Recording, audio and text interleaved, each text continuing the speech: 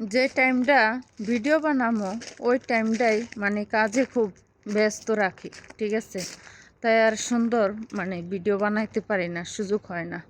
আসসালামু আলাইকুম কলিজা ভাই বোনেরা, কেমন আছেন? আশা করি ভালো আছেন।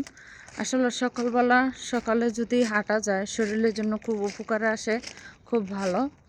আর শরীরটা অনেক হালকা পাতলা লাগে, কিন্তু কাজ করি তো শরীর হালকা পাতলা রাখি।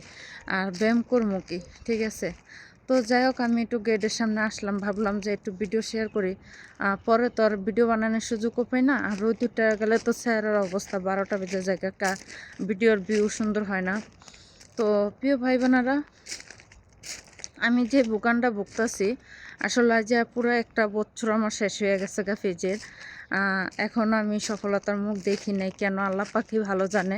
আমার ছোট্ট একটা ইস্যু আসছে, ইস্যুটার কারণে আমার কোনো সফলতার মুখ আমি দেখতে পারতাছি না।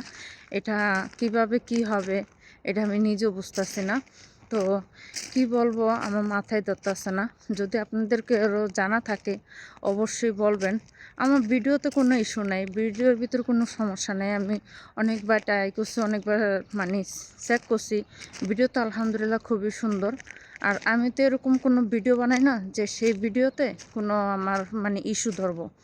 ফেসবুক গাইডলাইনে যা নিয়ম দেয় সেই নিয়ম অনুযায়ী আমি ভিডিও বানাই, এর বাহিরে কোনো করি না, ঠিক আছে। আপনারা তো সবাই দেখেন, জানেন, বা যেটুকু আমাকে ভালোবাসেন, ভালোবাসা হিসাবে আপনারা আমাকে দেখেন। তো আপনারা সবাই আমার দোয়া করেন, আমার পাশে একটু থাকেন, আমার ইস্যুটা যেন চলে যায় সেই দোয়াই করবেন। এখন সবাই নতুন নতুন আপডেট পাচ্ছে, আমি পাচ্ছি না।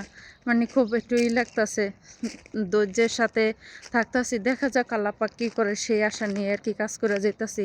আল্লাহ যদি রহমত করে আর